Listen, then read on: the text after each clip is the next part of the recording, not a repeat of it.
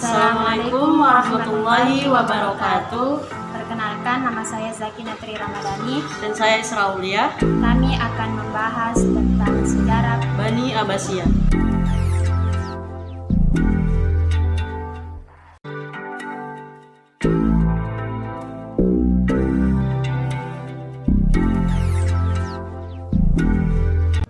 Sejarah dinasti Bani Abbasiyah. Kekhalifahan Abbasiyah atau Bani Abbasiyah adalah kekhalifahan ketiga Islam untuk meneruskan Nabi Muhammad SAW.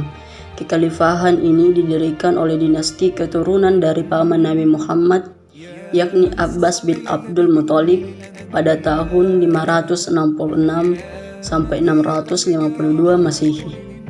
Dinasti Abbasiyah memerintah sebagai khalifah di Baghdad, Irak, setelah menggulingkan kekhalifahan Umayyah dalam revolusi Abbasiyah pada tahun 750 Masehi. Kekhalifahan Abbasiyah memindahkan ibu kota pemerintahan dari Damaskus ke Baghdad selama 5 abad pemerintahannya. Kekhalifahan ini berhasil menjadikan dunia Islam sebagai pusat pengetahuan dunia. Revolusi Abbasiyah.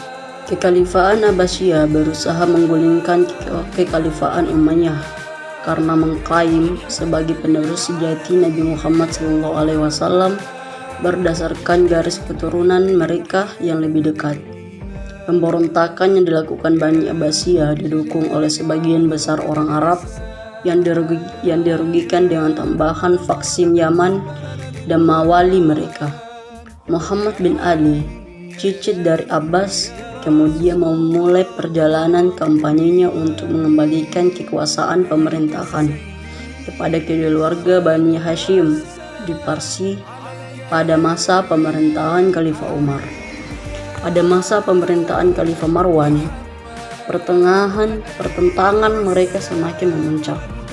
Akhirnya pada tahun 750 Masehi, Abu al-Abbas al-Shafah berhasil meruntuhkan dinasti Umayyah dan kemudian dilantik sebagai khalifah. Masa pemerintahan dan puncak keemasan. Selama masa pemerintahannya, kekhalifahan Abbasiyah menerapkan pola pemerintahan yang berbeda-beda sesuai perubahan politik, sosial, dan budaya. Kekuasaan dinasti ini berlangsung selama 5 abad, yakni dari tahun 132 Hijriah atau 750 Masehi sampai 656 Hijriah atau 1258 Masehi.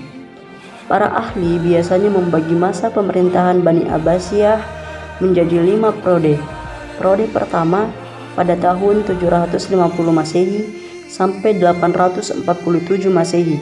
Periode ini disebut sebagai periode pengaruh Persia pertama.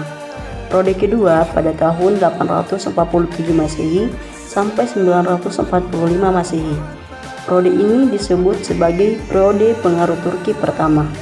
Dan periode ketiga pada tahun 945 Masehi sampai 1055 Masehi.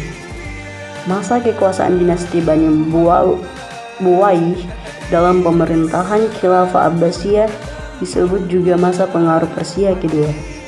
Periode keempat pada tahun 1055 Masehi sampai 1194 Masehi. Masa kekuasaan Daulah Bani Saljuk dalam pemerintahan Khilafah Abbasiyah disebut juga dengan masa pengaruh Turki kedua. Dan periode terakhir yaitu periode kelima pada tahun 1194 Masehi sampai 1258 Masehi. Masa khilafah bebas dari pengaruh dinasti lain, tetapi kekuasaannya hanya efektif di sekitar Baghdad dan diakhiri oleh invasi dari bangsa Mongol. Sementara pemimpin yang berhasil membawa kekhalifahan Abbasiyah pada masa keemasannya adalah pertama Al-Bahdi pada tahun 775 sampai 785 Masehi.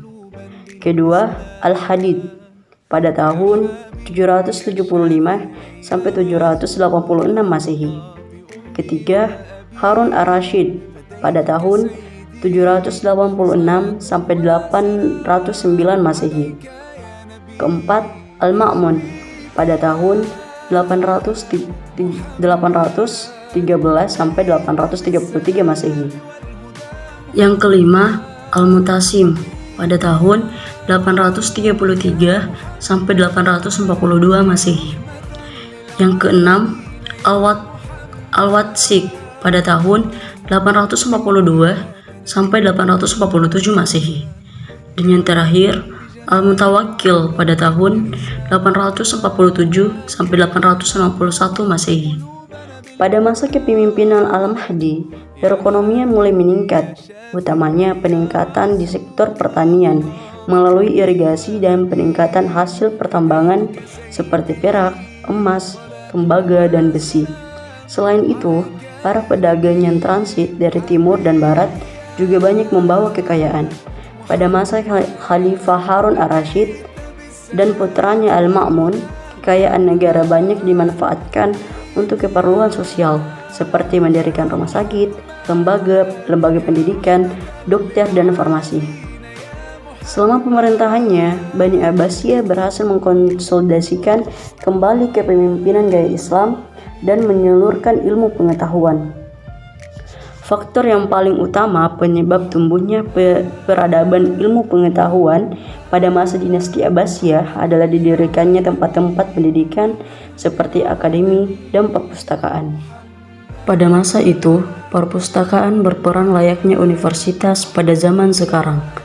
Kesejahteraan sosial, kesehatan, pendidikan, ilmu pengetahuan, dan kebudayaan berada pada zaman keemasannya. Hal tersebut menjelaskan perkembangan pada bidang ekonomi, pendidikan, dan hukum pada masa dinasti Abbasiyah. Pada masa inilah negara Islam menempatkan diri sebagai negara terkuat dan tak tertandingi. Jatuhnya kekhalifahan Abbasiyah. Jatuhnya kekhalifahan Bani Abbasiyah dipengaruhi oleh beberapa faktor sebagai berikut. Yang pertama, persaingan antar bangsa. Khilafah Abbasiyah didirikan oleh Bani Abbas yang bersekutu dengan orang-orang Persia. Namun dalam prosesnya, orang-orang Persia tidak merasa puas dan menginginkan sebuah dinasti dengan staf dari negaranya. Sementara bangsa Arab beranggapan bahwa mereka istimewa dan menganggap rendah bangsa non-Arab. Oleh karena itu, muncullah dinasti-dinasti yang ingin melepaskan diri dari kekuasaan Baghdad. Yang kedua, kepemerosotan ekonomi. Meski sempat bergelimang kekayaan, kekhalifahan Abbasiyah mulai mengalami kemunduran di bidang ekonomi karena pendapatan terus-menerus sementara pengeluaran mereka terus meningkat. Yang ketiga, perang salib yang berlangsung selama beberapa periode tidak hanya menelan banyak korban, tetapi juga menimbulkan kerugian yang besar. Yang keempat, serangan bangsa Mongol dan jatuhnya Baghdad. Pada 1258 Masehi, tentara Mongol yang berkekuasaan sekitar 2000 orang menyerang Baghdad. Penguasa terakhir kekhalifahan Abbasiyah benar-benar tidak berdaya membendung tentara Mongol sebanyak itu. Jatuhnya Baghdad ke tangan bangsa Mongol secara otomatis mengakhiri kekuasaan Bani Abbasiyah. Puncak kehancuran kota Baghdad terjadi pada tahun 1258 Masehi. Kehancuran ibu kota mengiringi hilangnya hegemoni Arab dan berakhirnya sejarah kekhalifahan dinasti Abbasiyah. Meskipun faktor eksternal yaitu serangan bangsa Mongol begitu luar biasa dahsyatnya, namun ini hanya berperan sebagai senjata pamungkas yang meruntuhkan kekhalifahan. Adapun beberapa motif yang melatar belakangi penyerbuan bangsa Mongol ke Baghdad, yaitu yang pertama, kekalahan dinasti Khawarizmi dari bangsa Mongol. Kekalahan ini sekaligus menghapus dinasti Khawarizmi dari Asia Tengah. Padahal Khawarizmi merupakan benteng yang kuat antara Mongol dan Abbasiyah. Runtuhnya dinasti ini menyebabkan tidak ada penghalang lagi antara Mongol dan Abbasiyah, sehingga menyebabkan bangsa Mongol dengan mudah masuk ke Baghdad yang saat itu sudah lemah karena konflik internal. Yang kedua, motif ekonomi. Serangan yang dilakukan Mongol juga dilatar belakangi motif ekonomi, semata-mata untuk memperbaiki nasib bangsanya, menambah penduduk yang masih sedikit, dan membantu orang-orang miskin bangsanya. Jika dilihat motif ini, invasi Mongol ke dinasti Islam memang pada saat yang tepat, karena di wilayah Islam rakyatnya makmur, berperadaban maju, akan tetapi kekuatan militernya lemah. Pada September 1570 Masehi, saat pasukan Mongol berhasil merangsek memasuki jalan raya Quran, Hulagu Khan mengeluarkan ultimatum agar Khalifah menyerahkan diri, tetapi Khalifah tidak memberikan jawaban. Pasukan Mongol yang sangat lihai dalam berperang akhirnya berhasil meruntuhkan tembok ibu kota.